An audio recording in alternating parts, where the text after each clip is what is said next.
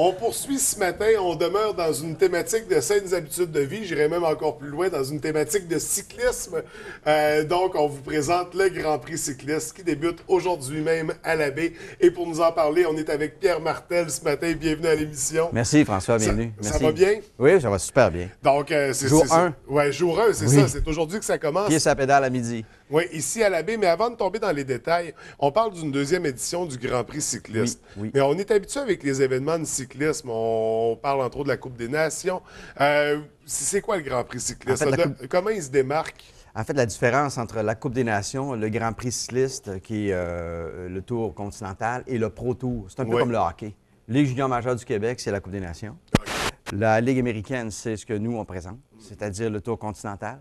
Et la Ligue nationale, c'est le Pro Tour. Le Giro d'Italie qui est actuellement en train de se faire. Okay. Et le Tour de France. Alors, les jeunes qui ont participé à la Coupe des Nations aspirent à se rendre à la Ligue nationale. Donc, Ligue junior majeure vers la Ligue nationale, même chose. Coupe des Nations veulent aller au Pro Tour, mais souvent, il y en a qui passent par la Ligue américaine pendant un certain temps. Et on a des jeunes avec nous autres ce week-end qui aspirent à ces honneurs-là. Alors, il faut voir ça un peu comme une évolution. Exact, a commencé tout à avec fait. la Coupe des Nations. Tout à fait. On est rendu au niveau du Grand Prix cycliste. On n'était pas en mesure de continuer avec la Coupe des Nations. C'était trop onéreux et trop difficile de tenir cet événement-là. C'était très, très, très coûteux de faire venir des équipes. Tandis qu'au niveau continental, bien, les équipes doivent s'inscrire. Alors, ils sont obligés de venir faire des points pour accumuler le maximum de points dans chacune des étapes et être regardés par le Pro Tour. Et être repêché et dire, viens-t'en avec nous autres faire le Tour de France. OK. Là, on parle d'équipe, on parle d'étapes, c'est ça. On se réfère un peu, ceux qui connaissent le Grand Tour de France, est-ce que c'est un peu une formule similaire ou c'est différent? Donc, c'est moins long, c'est évident, parce que les cyclistes doivent faire plusieurs endroits. Ce week-end, on est chez nous, où on tient une des tranches de ce tour-là. Et il y en a une autre qui se tient à Salem, dans le coin des États-Unis. Okay. Ce qui fait en sorte que les équipes américaines sont un petit peu moins présentes cette année. On a eu un problème dans nos dates. L'année passée, on était un petit peu plus tard que tôt. Et il y a Philadelphie qui se tient en fin de semaine prochaine. Et comme on ne voulait pas arriver en même temps que le Grand Défi, on a préféré devancer la date de l'événement. Donc, c'est pour ça qu'on est là ce week-end. Donc, on comprend très bien le choix. Mais on parle d'une deuxième édition aussi. Donc, éventuellement, on va peut-être changer au niveau des dates. Ça sera à surveiller prochainement. Pour se concentrer sur la structure du Grand Prix cycliste. On parle d'équipes, équipes de provenance, des équipes canadiennes. On parlait d'équipes américaines, mais il y en aura pas. On en a certainement quelques-unes qui sont présentes, mais on a surtout des équipes canadiennes et québécoises en plus grand nombre. Ce qui fait en sorte que nous, on croit que la population va répondre beaucoup plus. Parce que mon oncle, ma tante, cousin, cousine, et l'environnement immédiat des jeunes cyclistes vont venir voir les jeunes pédaler. Donc, nécessairement, que ça va amener un petit peu plus de monde et plus de l'eau à l'économie régionale qui en a besoin. Donc, oui, on a des équipes américaines, canadiennes, australiennes, et même une équipe de la République dominicaine qui est avec nous. OK, on a quand même une envergure qui est plus que locale, régionale, internationale. Bon, on devient mondial, oui, ça devient littéralement. Oui. Donc, des équipes d'un peu partout, mais on se concentre quand même sur les équipes canadiennes, des athlètes de chez nous qui nous représentent pour cet événement sportif de haut calibre. Tout à fait. On a un retour Guillaume Boivin, qui est un type de la région qui a performé justement à la Coupe des Nations et sur le Pro Tour, qui est de retour et revient pédaler ce week-end. Guillaume est très, très heureux d'être là. Il s'est blessé à son dernier événement qui s'est tenu il y a 2 semaines autour de la Californie. Il a tombé en arrivant et a accroché un piquet qui tient l'arche d'arrivée.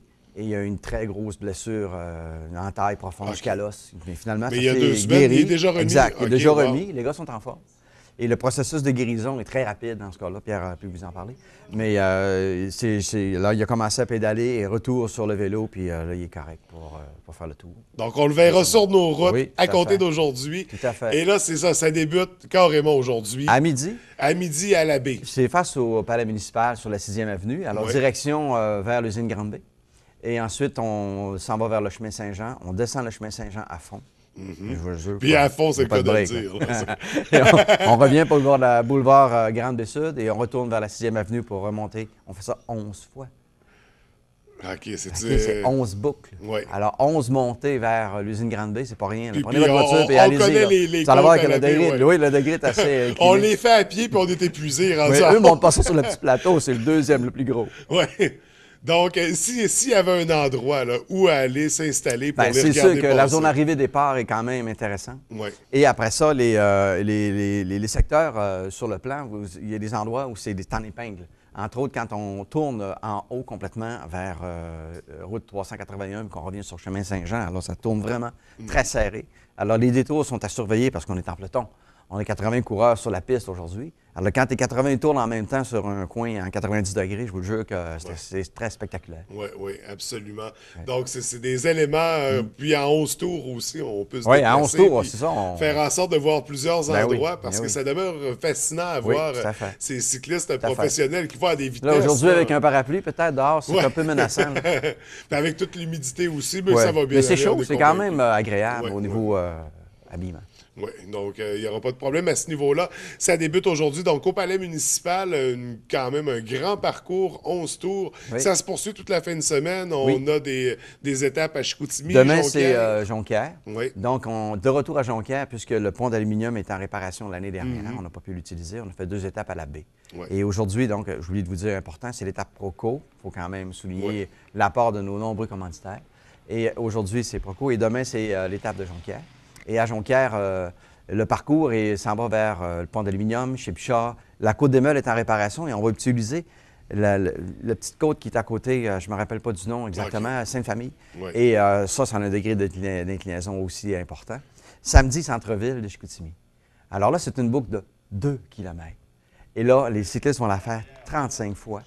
Et ça, je vous dis que c'est vraiment spectaculaire. Alors, samedi, si vous avez l'intention de venir voir, en soirée, c'est 18 h. Et dimanche, on repart encore de Chicoutimi, cette fois-là sur un circuit routier, c'est rue Bégin au complet, Barrette, Saint-Paul, et on revient encore à plusieurs reprises. Avec une dizaine de boucles. Oui, exact. Okay.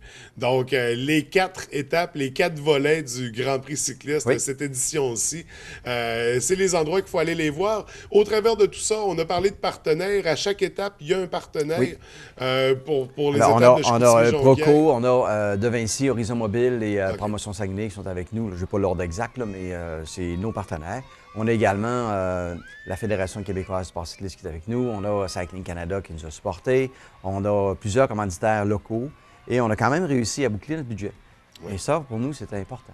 Oui. Malgré le fait que dernièrement, il y a 2 équipes qui n'ont pas pu se présenter.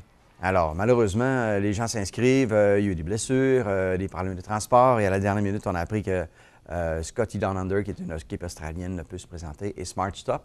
Et Smart Stop, c'est une équipe américaine qui a eu des blessés autour de Californie, dont 3 sérieux, dont 2 à l'hôpital, qui sont encore à l'hôpital. Et puis, ces 2 équipes-là n'ont pas pu se présenter.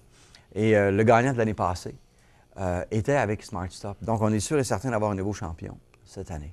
Donc, il y a beaucoup de blessés quand même dans le cyclisme. Je comprends pourquoi on compare ça à la Ligue américaine. Spectaculaire, si on veut. C'est spectaculaire comme ambiance et c'est rapide comme vitesse. Oui, c'est ça. Nous, on fait du vélo à une vitesse moyenne quand même correcte, mais ces gens-là sont au-delà de nous autres. C'est vraiment, c'est du sport de haut calibre. Oui, ça n'a rien à voir avec la petite promenade de la Ligue américaine, quand tu es près de la Ligue nationale au hockey, là, donc tu es quand même un professionnel. Oui. Donc, les blessures, c'est plus à risque en raison des vitesses, même si la technique est là et les habitudes. Donc, ça demeure qu'il faut rester prudent. On parle de combien d'équipes qui participent? Il y en a 12 inscrites. Il y a 80 coureurs sur la piste. Oui. Et puis, il y a des règlements. C'est sanctionné par l'UCI, l'Union cycliste internationale. Il y a des commissaires sur la piste, autant à l'arrivée que sur la course. Alors, il y a des règlements très sévères. Les équipes doivent respecter un ordre et les équipes ont été tirées hier pour ce qui est des voitures. Oui. Alors, il y a le peloton. Ensuite, il y a les voitures qui suivent en arrière, puis ils ont un ordre à respecter. Alors, c'est très, très... C'est très serré comme... Oui, c'est réglementé. Puis comme c'est réglementé par l'UCI, donc on doit suivre les règlements.